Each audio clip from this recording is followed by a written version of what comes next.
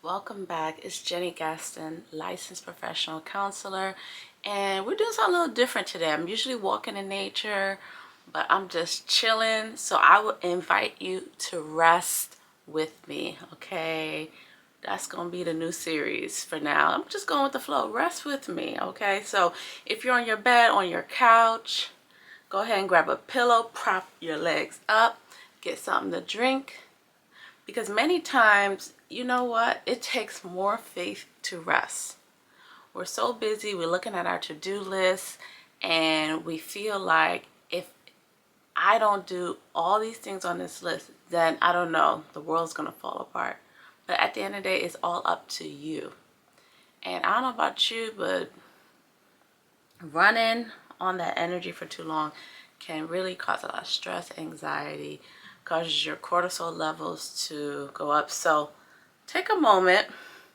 If you're a workaholic, you're a perfectionist, take a moment to rest with me, okay? And today, we're going to be talking about how to navigate midlife challenges, okay? Especially if you're raising teens or tweens like myself. You're helping an elderly parent, and you're navigating perimenopause and menopause. Woo! That's a lot to juggle, all right? And so grab a notebook because we're going to get right to it, all right, y'all? So my first advice that I want to give you, it's important to acknowledge that this is an overwhelming season, okay? Let's just stop right there. Acknowledge that this is a unique, okay, unique and overwhelming season. Because if not, you kind of feel like, is there something wrong with me? Am I tripping? No, you're not tripping. This is an overwhelming season. Why? Because you're juggling so much. So you have to consider, if you're in perimenopause and menopause, experiencing menopause, you have hormonal shifts, right? So that can mean mood swings, that can mean hot flashes. In addition to that, you have the emotional stress of juggling kids, managing dual caregiving relationships, parents. You might be a partner or a spouse. You're also managing your work relationships. And so if you ever tried juggling, I've tried it. You know, I can only juggle two balls. I'm not really good at juggling. Once you introduce the third ball in the mix, boom, I'm out of it. So if you can juggle, that's your skill set, good for you. But do you notice that every time you introduce a new ball, additional ball, it gets more challenging? And that's the same thing with life, okay? So when you're in midlife and you're juggling tweens and teens, elderly parents, menopause, you're also a partner, and you are managing your work, you're being pulled in so many directions, right? I only got two arms. So if I'm being pulled here, there, here, and here, it's like, whoa, okay? And so it can feel overwhelming. So let's normalize these feelings. I'm here to validate you that you are doing the best that, can you give yourself a high five? You are doing the best that you can, all right?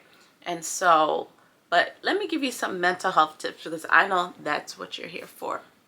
So I would say, number one, it's important to journal, okay? You can have a physical journal like the one I have here, or I like to also go on my phone, okay? Google Docs, it's password protected, right? I can't lose it, especially if you have some strong readers in your house. You may want that. And I recommend using the cognitive behavioral therapy prompts in journaling. And I will link a video somewhere where I list a few of those prompts. But some prompts that off the back I want to give you is to consider, what's one thing I achieved today? Because many times we're looking at the glass half empty, right? We're thinking about what we didn't do. Oh, I forgot to do this and that, and I'm such a you know what. But wait a minute, Can we celebrate that one thing that you did today? The second prompt is, what am I grateful for? What am I grateful for? When you're juggling a lot, it's easy to see all the chaos. You feel like you're just, trying to to really take care of all these fires that are coming up, because you don't know what to expect from one day to the next. But let's consider, what are you grateful for? The third prompt is, what can I do for myself tomorrow? How can I prioritize myself tomorrow? Because many times we lose ourselves, especially as women, when we're taking care of so many people in our lives. We kind of put ourselves in the back burner, and we cannot pour from an empty cup. So think about this. If you're out of commission, then what? Our bodies are very interesting. And if we don't prioritize rest, we'll be forced to rest. We'll be in a situation where we're under the weather because we have been running on empty. And that makes you more susceptible to colds, to flus, etc. Your body can't really fight when it's weak, especially during this cold and flu season. And so it's important to prioritize rest. It's not selfish. And for those who feel guilty, you're resting. You're probably like, yeah, I'm trying to sit with you, Jenny, but now I'm thinking about all the things I can be doing while watching this video and sitting with you. Stop it. You know who you are. Okay, I've been there. Another mental health tip, in addition to journaling, is practicing mindfulness. Learning how to slow down.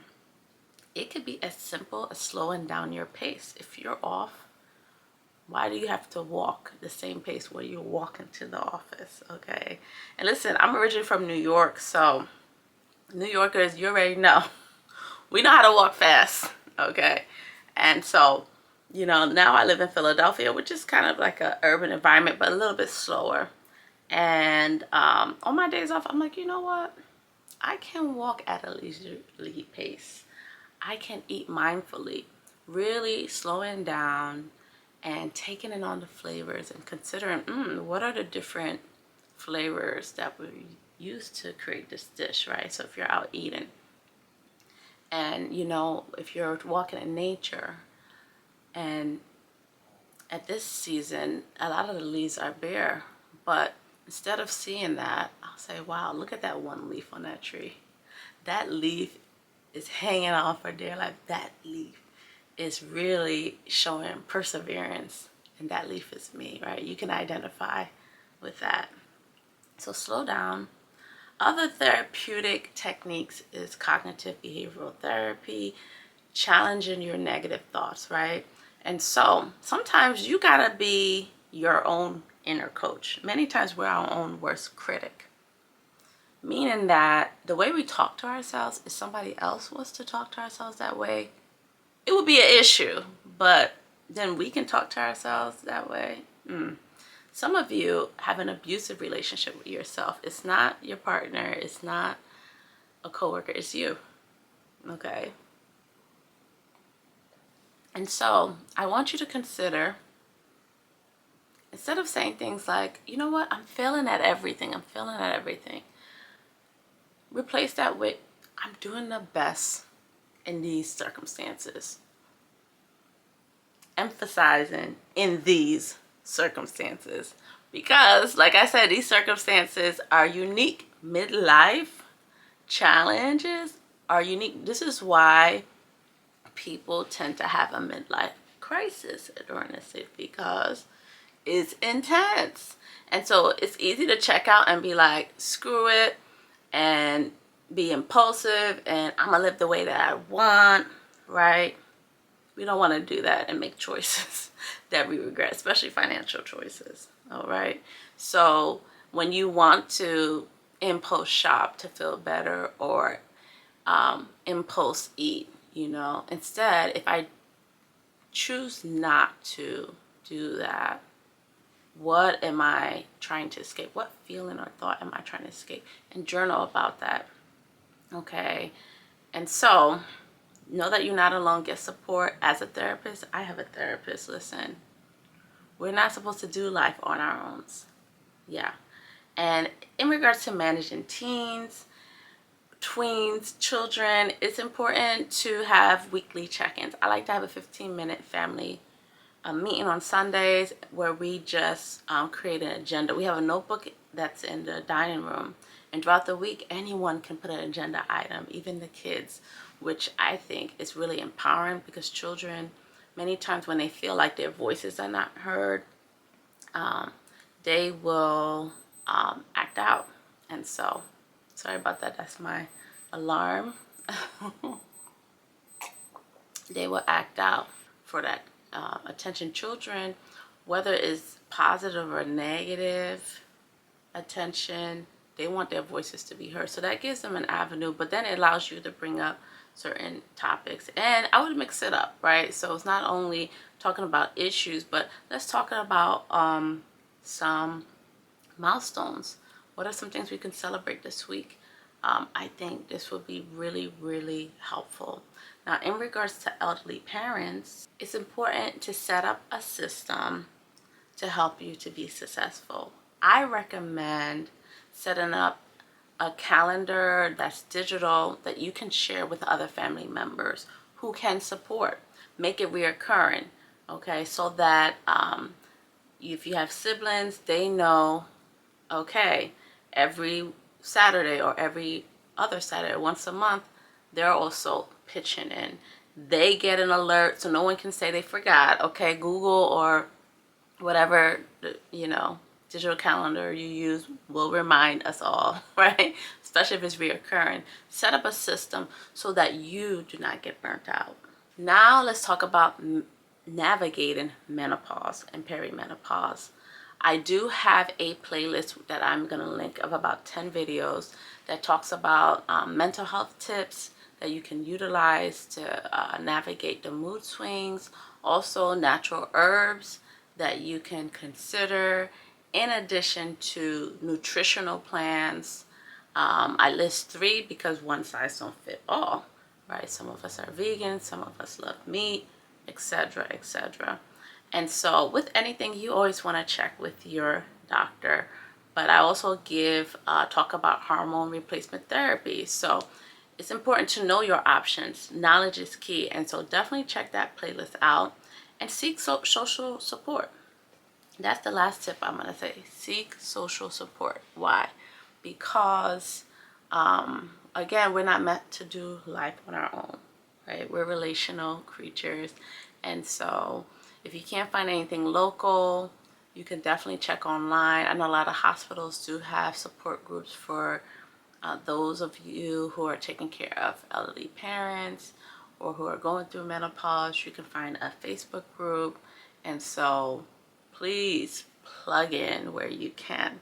All right. If you found this video helpful and useful, make sure to subscribe, give me a thumbs up, and share this video with someone else, because I promise you, you probably know a friend or two who are also navigating this stage. It's rough. It's rough.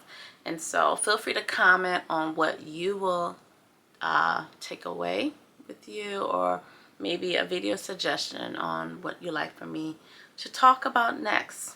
And so hit that notification bell, because the next video I am going to talk about being a single parent, navigating the mental health challenges of being a single parent, and most specifically being a single father. There's so many resources for single moms, but not a lot for single fathers. But single moms out there, don't tune out, because you can definitely benefit from this video as well. So stay tuned for the next Rest with Me. Much love, y'all.